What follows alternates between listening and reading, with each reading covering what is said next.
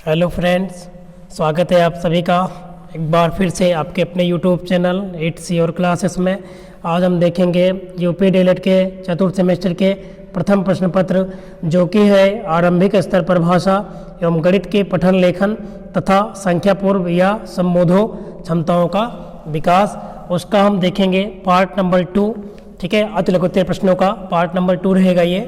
ठीक है, यदि आपने इसके पहले वाली वीडियो नहीं देखी फर्स्ट पार्ट, तो आप देखें, वहाँ पर हमने एक एक क्वेश्चन का बहुत डिटेल एक्सप्लेनेशन दिया है, तो आप देख सकते हैं और एग्जाम में अच्छा स्कोर कर सकते हैं। तो चलिए बिना देरी के हुए पार्ट नंबर 2 को लेते हैं और आगे क्वेश्चन पढ़ते हैं। तो आइए देखते हैं हम। इसका नाम ही है आरंभिक स्तर पर भाषा एवं गणित के पठन, तो यहाँ पर गणित के बारे में भी हमें समझना है, थोड़ा बहुत बेसिक जानकारियाँ। तो आइए देखते हैं। इसमें सबसे पहला क्वेश्चन देखते हैं, सम संख्याएँ किसे कहते हैं, मतलब लिखना है। तो सम संख्या जिसको इंग्लिश में इवन नंबर कहते हैं और विषम को ओड संख्या, ओड नंबर कहते हैं। तो ये देखते हैं सम संख्या क्या है। जो संख्या 2 से, 2 मतलब 2, ये संख्या 2 से पूर्णतः विभाज्य हो जाए, मतलब जिनको विभाज्य करने पे 2 से हम अगर भाग करें तो पूरी तरह कट जाए और शेषफल 0 आए, है ना, उस समय उस संख्या को हम कहते हैं पूर्णतः विभाज्य होना।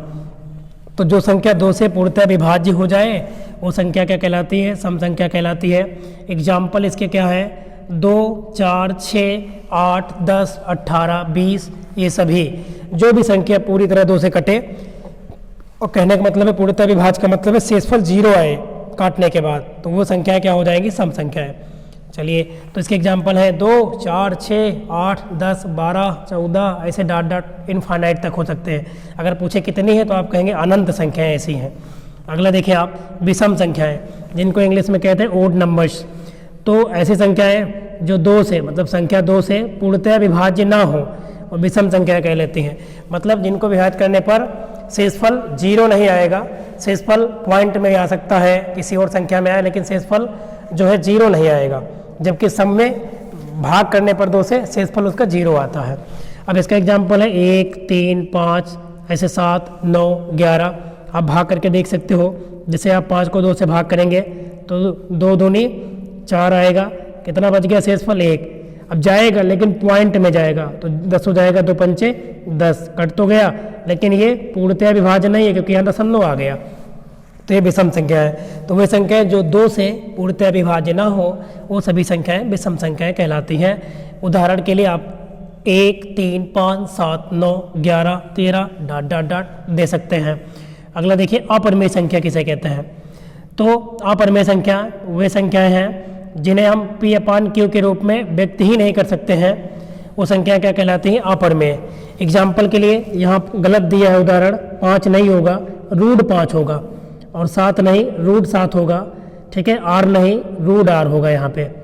जिस संख्या का पूरी तरह से वर्गमूल न निकले, जैसे कि यहाँ पे हमने कहा √2। अब आप √2 का वर्गमूल पूर्णतः नहीं निकाल सकते हैं, इसलिए इसको आप P/Q के रूप में भी नहीं व्यक्त कर सकते हैं, इसलिए यह संख्या क्या है, अपरिमेय। √5 है, ये भी अपरिमेय है। ठीक है ना। अगर यहीं पे बात करें एक क्वेश्चन की 0 बताओ कैसी संख्या, परमेय क्या परमेय, तो 0 एक परमेय संख्या है, शून्य, क्योंकि शून्य को आप 0.1 लिख सकते हो, और जिस भी संख्या को आप P/Q के रूप में लिख सकते हैं वो संख्या एक प्रकार से क्या होती है, परमेय संख्या होती है, रेशनल नंबर। और अपरमेय संख्या जिन्हें नहीं व्यक्त कर सकते। अगला क्वेश्चन देखिए, ये तो अपरमेय संख्या हो ही गया। ठीक है ना, इसका उदाहरण ये गलत दिया था। अब देखिए परमेय संख्या क्या होती है, एक उदाहरण देकर समझाइए। तो परमेय संख्या जिसको इंग्लिश में रेशनल नंबर्स कहते हैं, ये वे संख्याएं जिन्हें हम P/Q के रूप में व्यक्त कर सकते हैं, मतलब दर्शा सकते हैं, और Q का मान ≠ 0 होता है, वो संख्या क्या होती है, परमेय संख्या है। जैसे कि 5/4 है, -1/6 है, 2 सही 1/4 है, -5 है, 2 है, 0 भी इसी में आ जाएगा। ठीक है ना, ये सभी के सभी संख्याएं P/Q के रूप में हम इन्हें व्यक्त कर सकते हैं या व्यक्त है, तो ये संख्या परमेय संख्या कहलाएंगी। अगला देखें आप, पूर्ण संख्या किसे कहते हैं।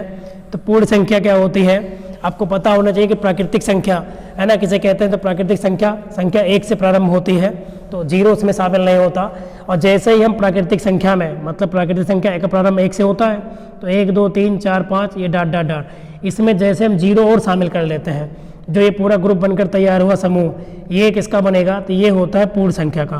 तो हम ये लिख सकते हैं कि यदि हम प्राकृतिक संख्या के समूह में 0 को भी शामिल कर ले तो बनने वाले संख्याओं का जो समूह है वो क्या कहलाता है? पूर्ण संख्याएं कहलाती हैं।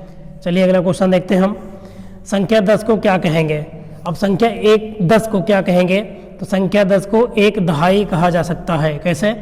10 में को आप क्या लिख सकते हो बताएं? 1 गुणे 10, और 10 का मतलब दहाई होता है, तो इसको आप 10 एकम 10 मतलब 1 दहाई, यहाँ पे 1 दहाई लगा हुआ है। अगर 20 को पूछे तो उसको 2 दहाई कह सकते हैं आप। 20 को क्या लिख सकते हो आप? 2 गुणे 10, 2 गुणे 10, 10 का मतलब दहाई है तो 2 दहाई हो जाएगा, ठीक है ना। ऐसे 60 को क्या कहेंगे? तो 60 को आप क्या कह सकते हैं? 6 इकाई, क्योंकि 6 गुणे 10 बनेगा तो 6 दहाई बन जाएगा ना ये, तो 6 दहाई बन जाएगा। 60 को हम 6 दहाई कह सकते हैं, ये लिखा है पूरा। 80 में कितनी दहाइयाँ हैं? तो 80 में 8 दहाई। कितनी दहाई है 80 में? 8, ठीक है ना। 8 बार 10 आएगा, ये मतलब है। अगला देखते हैं हम। 3 अंकों की बड़ी संख्या लिखें। अब 3 अंकों की बड़ी संख्या क्या होती है? 999, क्योंकि जैसे इसमें एक और हम बढ़ाएंगे 4 अंक हो जाएगा, तो 3 अंकों की सबसे बड़ी संख्या 999। अगर बात के 3 अंकों की सबसे छोटी संख्या तो कितनी होती है? 100 होती है, क्योंकि इससे छोटी अगर आप इसमें 1 भी घटा देते हैं तो क्या बन जाएगा? 99, जो कि 2 अंकों की बड़ी संख्या बन जाएगी। तो 3 अंकों की बड़ी संख्या 999, जबकि सबसे छोटी संख्या 100 है। 3 अंकों की सबसे छोटी संख्या 100 है और 3 अंकों की बड़ी संख्या 999। तो जितने अंकों की बड़ी संख्या पूछे हैं, जैसे कि आपसे पूछा जाए कि यहाँ पर 1 अंकों की सबसे बड़ी संख्या, तो 1 अंकों की सबसे बड़ी संख्या क्या है? 9 है। 2 अंकों की सबसे बड़ी संख्या पूछे, 2 बार 9 लिख दो आप, जितनी बड़ी पूछे। और है ना, छोटी वाले में तो 2 अंकों की छोटी संख्या क्या होगी? 10 होगी, और 3 अंकों की छोटी संख्या कितनी होगी? 100 होगी। ये ऐसे लिख सकते हैं आप। 2 अंकों की सबसे छोटी संख्या तो 10 है। 2 अंकों की सबसे छोटी संख्या कितनी होगी? 10 होगी, क्योंकि बड़ी संख्या कितनी होगी? 99 होगी। अगला, 1 सैकड़े में कितनी दहाइयाँ होती हैं? अब 1 सैकड़े में कितनी दहाइयाँ होती हैं तो आप देखेंगे, है ना। 1 सैकड़े मतलब 100 होता है, तो 100 को आप क्या लिख सकते हो? 10 गुणे 10, तो ये हो गया 10 और ये हो गई दहाई। तो कितनी दहाई? 10 दहाई है। 10 बार 10 है। 1 सैकड़े में कितनी दहाइयाँ? 10 दहाइयाँ होती हैं। समझ में आ गया होगा। अगला क्वेश्चन लेते हैं हम। लेखन का अर्थ बताइए। तो देखते हैं, मन के भावों एवं विचारों को लिपिबद्ध करना, है ना। इस प्रकार की अभिव्यक्ति क्या कहलाती है? लेखन। या आप ऐसे भी कह सकते हैं कि व्यक्ति द्वारा अपने भाव एवं विचारों को लिपिबद्ध करना क्या कहलाता है? लेखन कहलाता है, ठीक है। और पठन में क्या होता है? पठन आप बताएंगे कमेंट में, पठन का क्या अर्थ होता है? पठन का आप बताएंगे। अगला देखिए, क्योंकि हम पहले पार्ट में से पढ़ा चुके हैं। उच्चारण की दृष्टि से व्यंजन की 3 श्रेणियाँ लिखिए। तो उच्चारण की दृष्टि से व्यंजन 3 प्रकार के होते हैं। स्पर्श व्यंजन, ठीक है ना, अंतस्थ व्यंजन और ऊष्म व्यंजन। अगर पूछे स्पर्श व्यंजनों की संख्या तो कितनी है? तो स्पर्श व्यंजनों की संख्या होती है 25। कितनी होती है? 25। का वर्ग, है ना, उसके बाद चा वर्ग, टा वर्ग, पा वर्ग, है ना। इन सबको जब हम देखते हैं तो एक में 5 होते हैं। जैसे का वर्ग में का, खा, गा, घंगा, पा में पा, फा, बा, भा, मा, चा में चा, छा, जा, झाइया, टा में टा, ठा, डा, ढा, अड़ा, और ता में ता, था, दा, धा, ना। तो टोटल 5 होते हैं, है ना। तो इसमें कितने हो जाते हैं? एक में 5 होता है और 5 होते हैं तो 25। स्पर्श व्यंजन संख्या 25 होती है, पूछ ले अगर तो। उसके बाद यहाँ पर देखें अंतस्थ व्यंजन। तो अंतस्थ व्यंजन कौन कौन से होते हैं? य, र, ल और व। तो 4 है। अंतस्थ व्यंजन की संख्या कितनी? 4। य, र, ल, व। ऊष्म व्यंजन ये भी 4 होते हैं। कौन कौन से होते हैं? तीनों सा होते हैं, तीनों के तीनों सा होते हैं, और हा, ये किस में आते हैं? ये ऊष्म व्यंजन के उदाहरण हैं। अगला देखते हैं, अयोगवाह के 3 प्रकार लिखें। तो अयोगवाह के 3 प्रकार अनुस्वार है, अनुनासिक है और विसर्ग है। ये सभी के सभी अयोगवाह के प्रकार हैं। तो अयोगवाह के प्रकार है अनुस्वार, अनुनासिक और विसर्ग। ये सभी के सभी अयोगवाह के उदाहरण होते हैं। अगला देखते हैं, विकारी शब्द किसे कहते हैं। तो जिन शब्दों के प्रयोग लिंग, वचन एवं कारक के कारण के अनुसार परिवर्तन आ जाता है उन्हें विकारी शब्द कहा जाता है, ठीक है। जिनके प्रयोग से लिंग में, वचन में, कारक में परिवर्तन हो जाता है वो सभी शब्द क्या होते हैं? विकारी शब्द कहलाते हैं। अगला, ह्रस्व के आधार पर हिंदी ध्वनियों के नाम लिखिए। मतलब ह्रस्व स्वर के उदाहरण देने हैं, क्योंकि ह्रस्व स्वर आप पढ़ेंगे उच्चारण के स्थान पर, उच्चारण के आधार पर 3 प्रकार का, ह्रस्व, है ना, दीर्घ और प्लुत 3 होता है। तो ह्रस्व का उदाहरण है जिसको बोलने के लिए एक मात्रिक समय लेके छोटा, छोटी, छोटाऊ, ऋर, ये सभी क्या है, ह्रस्व के उदाहरण हैं। ये ह्रस्व ध्वनियाँ हैं, ये इनको बोलने समय एक मात्रिक समय लगता है। अगला बालाघात क्या है? बालाघात मूलतः शक्ति की वह मात्रा है जिसमें ध्वनि, बलाघात पूछ रहा है, बल का आघात क्या है? और ये क्वेश्चन 16 में तो आया ही आया है, इसके पहले भी शायद 2020 या देखा था 22 में भी आया था या 21 में कहीं आया था, तो क्वेश्चन रिपीटेड है। तो देखिए, बलाघात मूलतः शक्ति की वह मात्रा है जिसमें ध्वनि, अक्षर, शब्द या वाक्य का उच्चारण किया जाता है और शक्ति अधिक के कारण ही अपेक्षया अधिक बलाघात युक्त ध्वनि, अक्षर या शब्द आदि आसपास की अन्य ध्वनियों आदि से अधिक मुखर एवं शक्तिशाली होते हैं। ठीक है, तो ये आप याद जरूर कर लेंगे बलाघात की परिभाषा। ठीक है ना। आगे देखते हैं अगला क्वेश्चन। जिह्वा के आधार पर हिंदी ध्वनियों का वर्गीकरण और कर उनके नाम लिखिए। तो जिह्वा के आधार पर मतलब जीभ के आधार पर जब हम बोलते हैं, संवृत्त है, अर्ध विवृत है, विवृत है और अर्ध संवृत्त है। तो संवृत्त के उदाहरण है छोटी, बड़ी, छोटाऊ, बड़ाऊ, है ना। अर्ध विवृत के उदाहरण है अय, औ और आ, ये है। और विवृत का उदाहरण है बड़ा। ऐसे अर्ध संवृत्त के उदाहरण क्या है? ए है और ओ है। इसको याद ही कर लेंगे आप। ऋण स्वर का उच्चारण स्थान क्या है? तो ऋण बोल के आप देखें तो क्या लगेगा? तालु है, तालु, मूर्धा, मूर्धा, तालु, है ना, मतलब इसको हम कठोर तालु कहते हैं। ये है, यहाँ से जो है ऋण ध्वनि का उच्चारण होता है। चलिए अगला देखते हैं हम। ऊस व्यंजन क्या है? ऊस व्यंजन की परिभाषा लिखनी है। तो जिन वर्णों के उच्चारण में वायु उच्चारण स्थान से छूकर सीटी की ध्वनि के समान बाहर निकलती है वे ऊस व्यंजन कहलाते हैं। जैसे मैंने बताया है कि जी, या ये भी लिख सकते हो आप ऊस व्यंजन की परिभाषा में कि ऐसे व्यंजन जिनको बोलते समय जब वायु मुख से बाहर निकलती है तो थोड़े बहुत मात्रा में ऊष्मा, मतलब हीट सी लगती है, में गर्म गर्म सी फील होती है। तो उसके उदाहरण क्या है? तो तीनों सा हैं, मैंने बताया था अभी थोड़ी देर पहले, तीनों के तीनों सा हैं और हा, ये उस व्यंजन के उदाहरण हैं। अगर पूछने की संख्या तो 4 है। अगला देखिए, अनुनासिक स्वर को परिभाषित कीजिए। तो अनुनासिक स्वर वो स्वर होते हैं जिनको बोलते समय ध्वनि मुख से तो निकलती है, साथ में कुछ ध्वनि नाक से भी प्रोड्यूस होती है, निकलती है। तो जब स्वर केवल मुख से बोले जाते हैं तो उनका रूप साधारण होता है, परंतु जब स्वर नाक से बोले जाते हैं तो उनके ऊपर चंद्र बिंदु लगाया जाता है। और ऐसे नाक से बोले जाने के कारण इनको क्या कहते हैं? अनुनासिक कहते हैं। जैसे उंगली, औंधी, है ना। ऐसे ही आप और एग्जाम्पल दे सकते हैं जिसके ऊपर चंद्र की बिंदी लगती है। वो सभी के सभी उदाहरण अनुनासिक स्वर के उदाहरण हो जाएंगे। अगला देखते हैं हम, हलंत से क्या अभिप्राय है? हलंत किसे कहते हैं? तो हलंत से अभिप्राय है आधा वर्ण या स्वर रहित वर्ण। जब किसी व्यंजन को स्वर रहित लिखना होता है तो उसे हम कहते हैं हलंत। जैसे कि यहाँ पे हमको लिखना है कि का, और का के नीचे ये चिन्ह लगा दिए तो इसको हम आधा का पढ़ेंगे, या ये आधा वर्ण हो गया, जो का वर्ण था ये आधा हो गया, है ना। इसको हम स्वर रहित वर्ण भी कह सकते हैं। तो स्वर रहित वर्णों को ही हम क्या कहते हैं? हलंत कहते हैं। अंग्रेजी वर्णमाला में कितने वर्ण हैं? तो अंग्रेजी वर्णमाला में 26 वर्ण हैं, ए से लेकर जेड तक, जिसमें 5 तो क्या है? स्वर हैं, ओबेल्स हैं, ए, ई, आई, ओ, यू। बाकी जितने बचे है ना 21, वो सभी के सभी क्या है? कॉन्सोनेंट्स हैं, मतलब व्यंजन है। और कुल कितने वर्ण हो गए फिर? 21 और 5 26। चलिए आगे हम देखते हैं, चा वर्ग की ध्वनियाँ कितनी हैं? तो चा वर्ग मैंने बताया ना, ये सभी स्पर्श व्यंजन के भी उदाहरण हैं।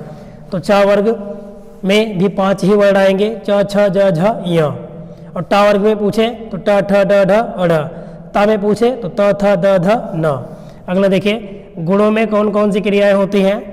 सॉरी, गलत हमने प्रोनाउंसिएशन कर दिया, गुणों नहीं, गुड़ा लिखा है, हमने सही से देखा नहीं, जल्दबाजी में हो गया, सॉरी। तो गुणा में कौन कौन सी संक्रियाएं होती हैं? लिखिए। तो गुणा में निम्न संक्रियाएं होती हैं, गुणनफल, गुणज और गुणक, है ना। गुणा में गुणनफल, गुणज और गुणक की संक्रियाएं होती हैं। अगर आपसे पूछे कि गणित की संक्रियाएं लिखो तो गणित की 4 संक्रियाएं हैं मूलतः, जोड़ना, घटाना, गुणा करना और भाग करना, ये गणित की संक्रियाएं हैं। अगला देखिए, सस्वर पठन से आप क्या समझते हैं? अब सस्वर का मतलब है कि स्वर सहित पाठन जब करते हैं हम, तो स्वर सहित वाचन सस्वर वाचन कहलाता है। अर्थात लिखी हुई विषय वस्तु को देखकर सस्वर पढ़ना सस्वर पठन है। सस्वर वाचन के दो भेद हैं। नंबर 1 है आदर्श वाचन, अनुकरण वाचन दूसरा है। शिक्षक द्वारा किए जाने वाला वाचन आदर्श वाचन कहलाता है। अनुकरण वाचन छात्रों द्वारा, अनुकरण का मतलब होता है दूसरे को सुनना और सुनकर बोलना, वो है अनुकरण वाचन, मतलब सुनकर बोलना, है ना। तो जो शिक्षक द्वारा किया जाने वाला जो वाचन होता है, जो शिक्षक बोलता है उसको हम कहते हैं आदर्श वाचन। जबकि जो बच्चा होता है, छात्र होता है, वो सुनता है फिर वाचन करता है, बोलता है ना। तो ये क्या होता है? अनुकरण वाचन। तो क्या आता है? जो छात्र अध्यापक के अनुसार करते हैं। तो ये तो आपको समझ में आ गया होगा। अगला देखिए, पढ़ते समय ध्यान रखने योग्य 2 बातें बताइए। तो अगर किसी भी चीज़ को हम किसी भी लेख को या कोई भी चैप्टर या कुछ भी पढ़ रहे हैं तो हमें क्या क्या बातें ध्यान में रखनी चाहिए? तो शुद्ध पठन शैली के लिए अग्रलिखित बातों पर ध्यान देना आवश्यक है, जो आगे लिखी गई बातें हैं। नंबर 1, पढ़ते समय प्रभावोत्पादक शब्दों पर विशेषकर बल देकर बोलना चाहिए ताकि श्रोता उसके पठन की ओर आकर्षित हो सके। अगला है, प्रत्येक शब्द पर बल देना जरूरी है। ऐसा करने पर पठन पूर्णतः सफल होगा। जहाँ रुकने की आवश्यकता हो वहाँ अवश्य रुकना चाहिए तथा शब्दों को अलग अलग करके उचित बल तथा विराम के साथ पढ़ना चाहिए। अगला क्वेश्चन देखते हैं, असुंदर मतलब खराब लेखन के 2 कारण बताइए। तो खराब लेख के 2 कारण बताने हैं। तो आइए देखते हैं। लिखते समय बालक के बैठने का उचित ढंग न हो, इससे भी बच्चा जब लिखेगा तो क्या होगा? वो गलत लिखेगा, उसकी राइटिंग गड़बड़ हो जाएगी, उचित ढंग से नहीं लिख पाएगा। फिर लिखने में कापी और आंखों की जो दूरी है वो उचित अगर नहीं है तो भी लिखने में दिक्कत होगी। कलम पकड़ने का ढंग अगर सही से नहीं है ना बच्चे को, तो भी लिखने में जो है खराबी होगी, मतलब ये भी एक कारण बनेगा।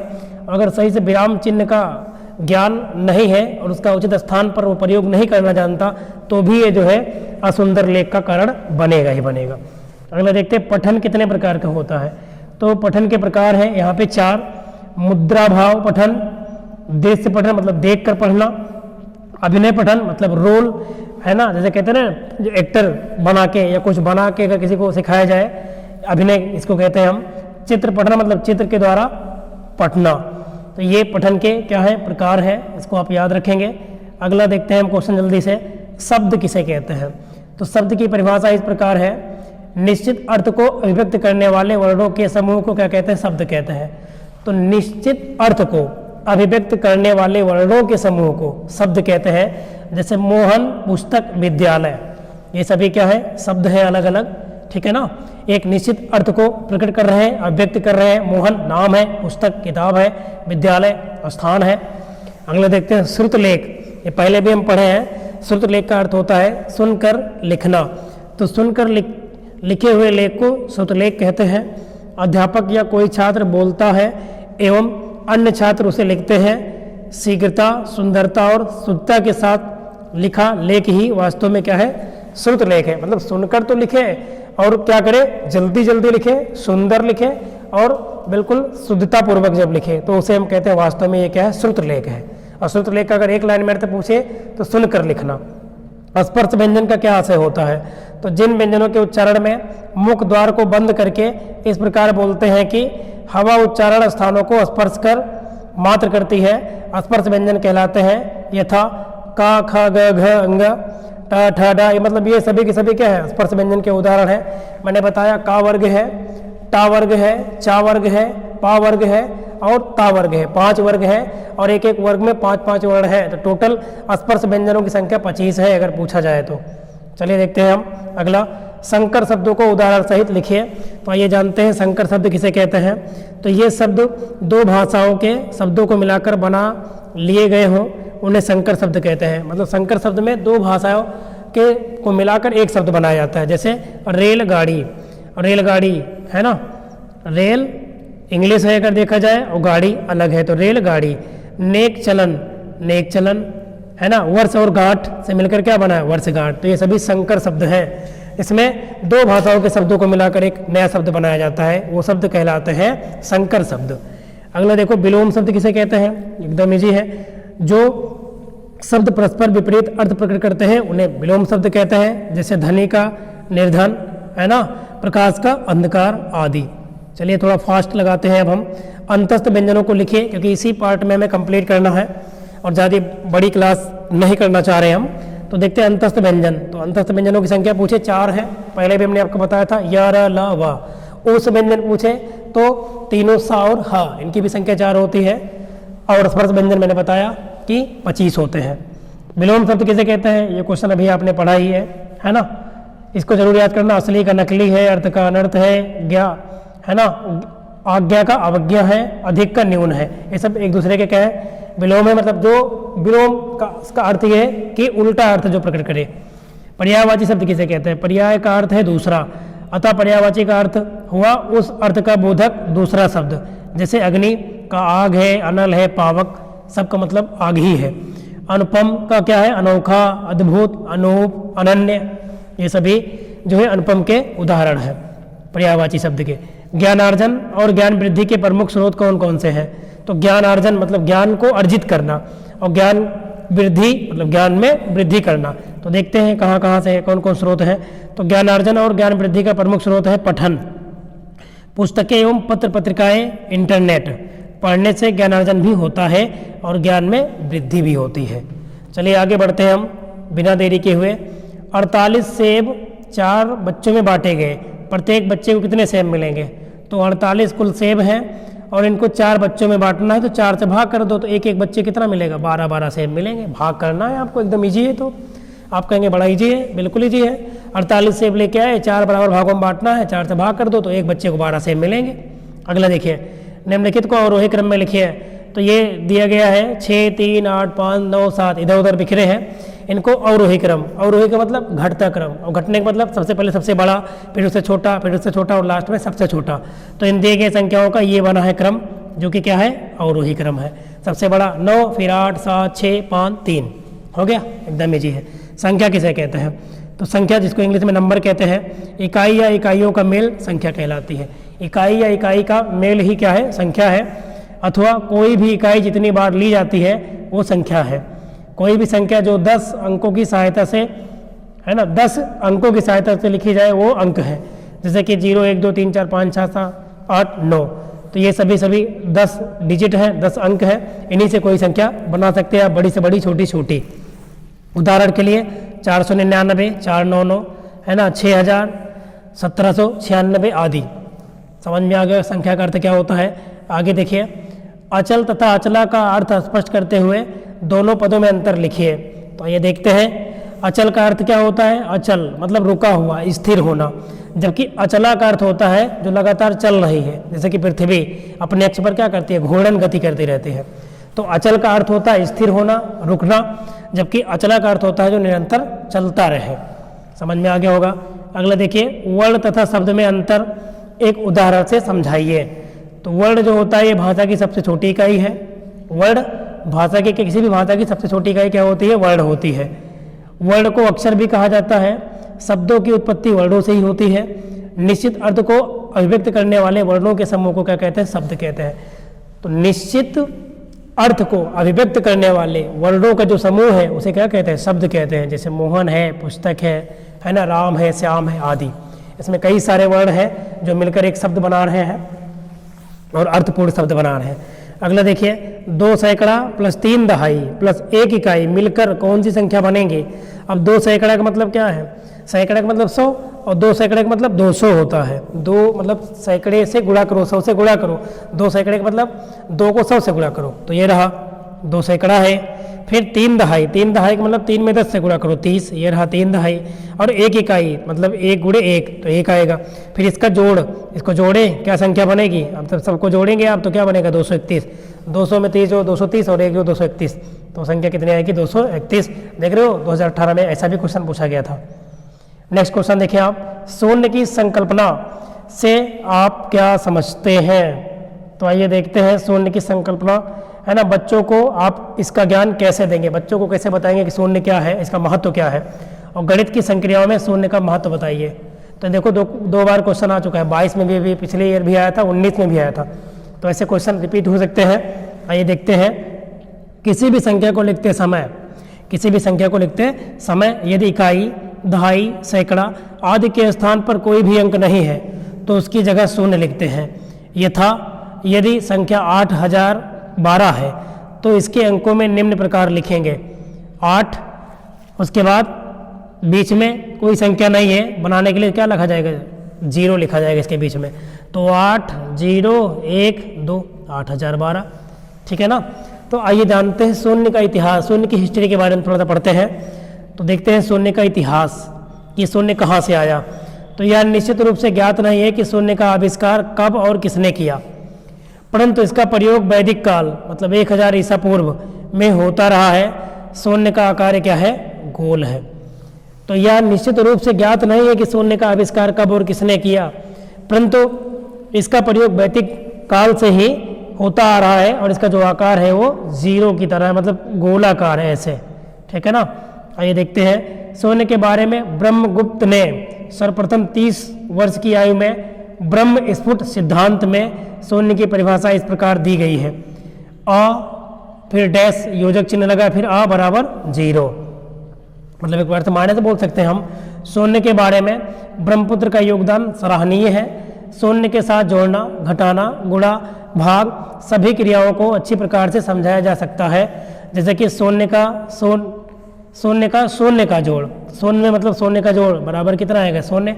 और शून्य में शून्य को घटाया जाए तो भी शून्य आएगा, शून्य का शून्य से गुणा करें तो भी शून्य आएगा, और शून्य से शून्य को भाग देने पर, है ना, यहाँ पे आएगा भाग देने पर भागफल 1 न होकर अनिर्णित मतलब अनंत होता है। मतलब जब भी कभी हम शून्य को शून्य से भाग देते तो हम ये नहीं कह सकते कितनी बार ये जाएगा, तो इनफाइनाइट बोल सकते हैं, अनिर्णित है ना।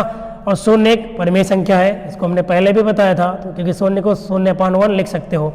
जबकि गणित में दिया गया शून्य की खोज किसने की है, 0 की खोज आर्यभट्ट जी ने की है।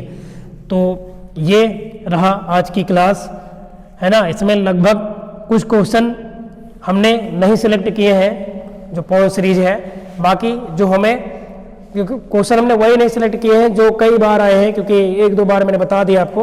तो ये क्लास एक बार, क्योंकि बार बार वही क्वेश्चन क्या मतलब है, समय व्यर्थ होता, इसलिए समय आपका बहुत ज़्यादा महत्वपूर्ण है। तो आज की क्लास कैसी लगी आप कमेंट करके ज़रूर बताएंगे। यदि पसंद आएगी तो लाइक करना, यदि आपने अभी तक चैनल को सब्सक्राइब नहीं किया तो प्लीज़ सब्सक्राइब भी करना, है ना। इससे एक मोटिवेशन मिलता है जब आप एक कमेंट करते हैं तो अपना जो है ना, जो हमें एक मोटिवेशन मिलता है अंदर से कि एक फिर जो है वीडियो आपके लिए बनाई जाए, मेहनत किया जाए, क्योंकि आपको पता है वीडियो बनाने में मेहनत तो लगती ही लगती है। तो चलिए यहीं तक रखते हैं इस क्लास को, मिलते हैं आपसे बहुत जल्द अगले किसी विषय में। तब तक के लिए आप सभी का बहुत बहुत धन्यवाद।